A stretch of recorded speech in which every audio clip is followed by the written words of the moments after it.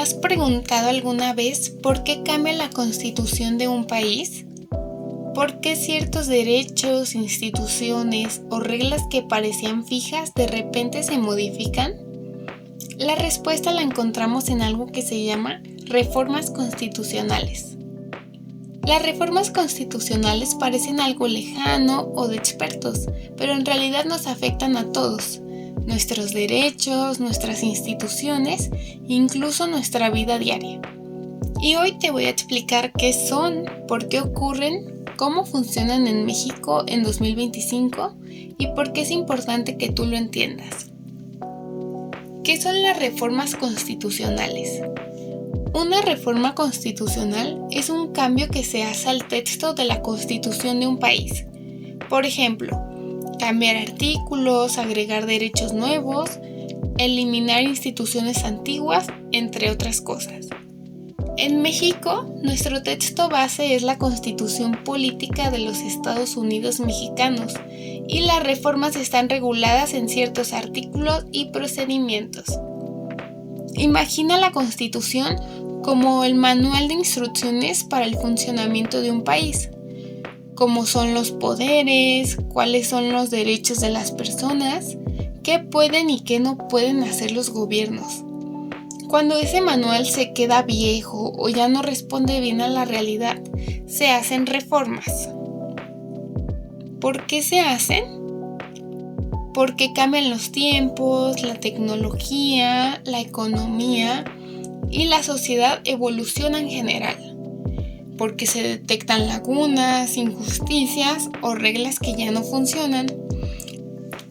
Porque los poderes del Estado quieren ajustar su funcionamiento o porque hay una nueva mayoría política que impulsa cambios. ¿Y cómo funcionan en México? Según el artículo 135 de la Constitución, para reformar se necesita aprobación de 2/3 partes de los miembros presentes en ambas cámaras del Congreso. Además, la mayoría de las legislaturas de los estados deben ratificar el cambio. Una vez aprobada la reforma, se publica en el Diario Oficial de la Federación y entra en vigor conforme al decreto. En la práctica, se prepara una iniciativa, se discute, se aprueba y luego se adapta a la legislación secundaria para que todo funcione acorde al nuevo texto constitucional. Les daré un ejemplo sencillo. Si la Constitución dice, ninguna persona será discriminada por su género y se requiere agregar, ni por su orientación sexual, eso requiere hacer una reforma constitucional para modificar o añadir esa frase. Reformas constitucionales en México en 2025. Ahora vemos con lo actual lo que está pasando en México en 2025. Por un lado, se está impulsando una reforma que busca la simplificación orgánica del Estado. Por ejemplo, se planea eliminar o fusionar varios organismos autónomos y trasladar sus funciones a dependencias del gobierno federal. También hay una reforma constitucional que introduce la elección popular de jueces, magistrados y ministros del Poder Judicial.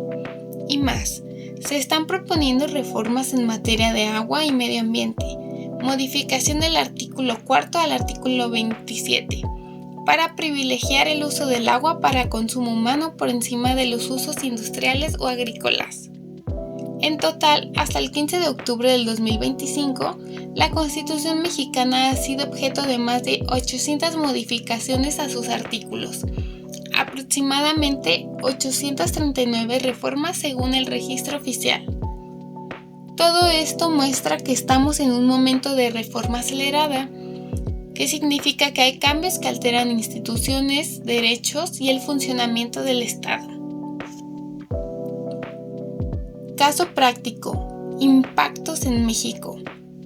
¿Qué significa todo esto para México, para ti y para la sociedad? Si los jueces serán elegidos por la ciudadanía, eso cambia cómo vemos la justicia, quién la administra y quiénes deciden. Si se eliminan organismos autónomos que vigilan transparencia o competencia, cambia el equilibrio entre los poderes del Estado. En materia de agua y en medio ambiente, priorizar el uso del agua para el consumo humano puede implicar restricciones para ciertos usos agrícolas o industriales, lo cual repercute en producción, empleo o acceso al agua. Y para el cuidado ciudadano común, aunque no lo veas directamente todos los días, esto se aprueba por políticos. Los efectos pueden llegar al bolsillo, al medio ambiente, al sistema de justicia, a la transparencia del gobierno, entre otras cosas más. Además, estas reformas se invitan a pensar: ¿se están respetando los mecanismos democráticos? ¿Se mantiene un equilibrio de poderes o se concentra más poder?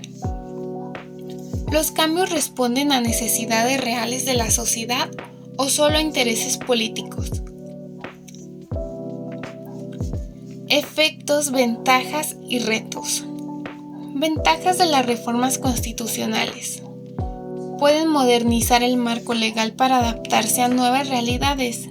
Permiten corregir injusticias o situaciones obsoletas.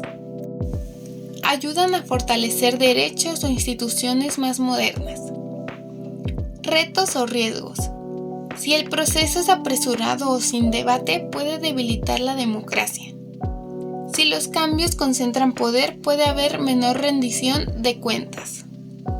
Las reformas constitucionales implican que todo el sistema legal debe ajustarse, lo que puede generar incertidumbre o caos si no se hace con cuidado. En resumen, las reformas son herramientas muy poderosas. Si se hacen bien, pueden ser muy buenas para la sociedad, pero si se hacen mal, pueden generar más problemas que los que solucionan. Conclusión. Entonces, ¿qué aprendimos hoy? Las reformas constitucionales son cambios al manual de instrucciones del país, a su constitución. Se hacen por razones variadas, con procedimientos específicos y tienen impacto real. En México 2025 es un año de reformas importantes: judicial, transparencia, medio ambiente e instituciones. Y aunque el tema parezca técnico, lo que pasa con la Constitución nos importa a todos, ya que define nuestras reglas, nuestros derechos y nuestro sistema político. La próxima vez que escuches que se aprobó una reforma constitucional, detente un momento y piensa: ¿qué artículo cambió? ¿Quién lo aprobó? ¿Y qué efectos tendrá? Recuerda, tu voz como ciudadano también cuenta. Pregunta, infórmate y participa. Gracias por ver el video. Es un cambio de era en el Poder Judicial. No hay ningún otro país en el mundo que haya hecho una transformación así del Poder Judicial. Pues es muy simbólico cómo abrieron las puertas ayer, porque era un búnker. Es decir, la justicia abre las puertas al pueblo de México. Y el objetivo que tiene pues es que respondan a la gente, que no respondan a un interés particular, que no se corrompan. Y además tienen un reto: demostrar que hay impartición de justicia en México. Claro, hubo un momento en que las leyes no estaban hechas para el beneficio de la gente, y ahora cada vez más se recuperan leyes al servicio del pueblo y que se imparta justicia para todos por igual. Eso es un verdadero Estado de Derecho y creo que lo van a cumplir. Es un buen momento para el país. Y va a ser mucho mejor este Poder Judicial que el anterior, por el solo hecho de que son elegidos por el pueblo. Yo creo que la palabra que define a la transformación es justicia y bienestar.